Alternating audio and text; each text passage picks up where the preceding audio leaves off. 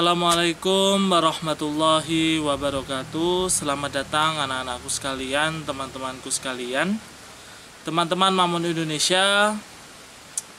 Kali ini kita akan membahas mengenai perekonomian bangsa Arab sebelum datangnya agama Islam. Nah, maka dari itu, sebelum kita mulai pembelajaran ini atau informasi yang bermanfaat ini, maka teman-teman saya anjurkan untuk tekan tombol subscribe-nya, like dan share agar semakin banyak orang yang mengetahui Syirah Nabawiyah ini.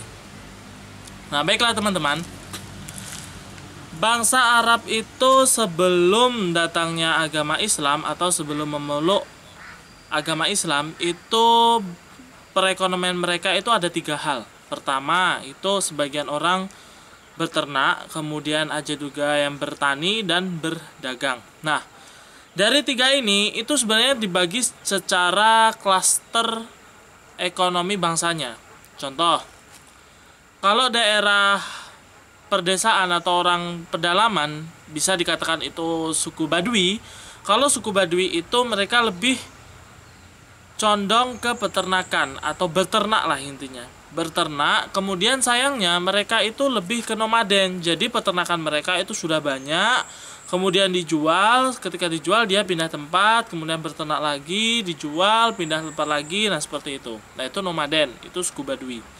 Kemudian selain suku Badui itu ada juga bangsa Arab di sekitar perkotaan.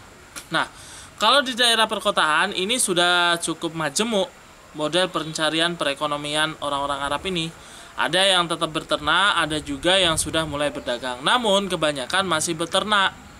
Dan beternaknya itu tidak seperti orang Badui gitu. Mereka berternak juga tapi kemudian berpindah tempat. Kalau orang daerah perkotaan tidak. Mereka beternak namun tempat tinggalnya itu sudah menetap. Jadi jelas keuangan mereka. Nah, kemudian kalau untuk yang bangsa Arab, Mekah, nah kalau orang Mekah itu mereka lebih condong ke berdagang. Meskipun juga ada yang berternak sebenarnya, namun mayoritas orang-orang Mekah, Arab Mekah itu lebih ke berdagang. Nah, sebagaimana juga suku Quraisy itu juga lebih ke berdagang. Makanya Nabi Muhammad, paman Nabi Muhammad itu mereka berdagang. Nabi Muhammad juga berternak namun juga berdagang pada akhirnya. Karena memang orang Quraisy itu lebih condong ke berdagangnya daripada berternaknya.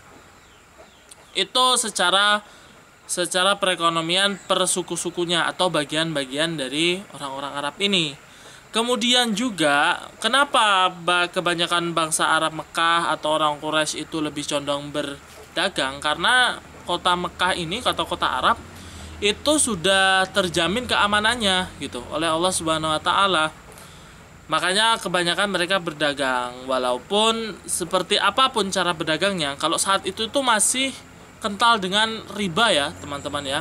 Beda dengan yang sekarang. Kalau sekarang kan sudah ada agama Islam. Agama Islam itu melarang untuk berdagang secara riba. Maka riba itu sudah mulai ditinggalkan. Kalau zaman dulu tidak.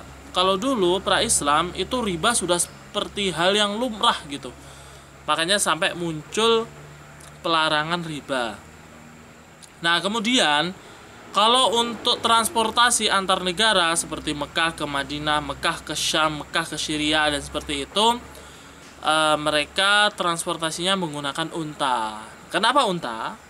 Pertama, unta itu memiliki daya tahan tubuh yang kuat, tahan haus. Karena di Arab itu jarang ada air. Kita tahu lah, Arab itu daerah gersang, pasir, gurun gitu ya. Kalau punya transportasi hewan, waktu itu hewan belum ada mobil, belum ada motor ya. Kalau punya transportasi hewan, kemudian hewannya itu gampang haus, nah bisa dibayangkan bagaimana caranya mencari minum pada hewan itu tadi. Tapi kalau unta enggak, unta itu tahan haus, dan tahan tubuhnya itu kuat dan tahan panas. Apalagi di gurun kan tahan lapar, tahan haus. Nah, makanya unta itu memang cocok. Itulah kehebatannya Allah Subhanahu wa taala ya, teman-teman. Kenapa? Karena Allah Subhanahu wa taala itu sudah mendesain sedemikian rupa orang-orang yang tinggal di sana atau hewan-hewan yang ada di suatu daerah itu ya sudah menyesuaikan dengan daerahnya gitu. Seperti Mekah. Coba kalau Mekah di sana kita asumsikan dapat sapi gitu. Ya nggak cocok lah, karena sapi nggak sekuat unta gitu. Dan di Indonesia banyaknya sapi, kerbau, unta sedikit. Ya karena di Indonesia tidak butuh hewan sekuat unta gitu. Dan sebaliknya, itulah kehebatan Allah Subhanahu wa taala, kebesaran Allah Subhanahu wa taala. Maka dari itu semoga dengan kita mengetahui surah Nabawiyah, kita mengetahui semakin banyak pengetahuan, semoga semakin mendapatkan kekuatan, keyakinan dalam beriman kepada Allah Subhanahu wa taala, meningkatkan ibadah kita kepada Allah Subhanahu wa taala, dan semoga informasi ini bermanfaat buat teman-teman semua. Jangan lupa tekan tombol subscribe, like, dan share-nya jika bermanfaat, dan di-share ke teman-teman yang lain agar semakin banyak orang yang tahu informasi ini. Terima kasih sudah menonton, sampai jumpa di video selanjutnya.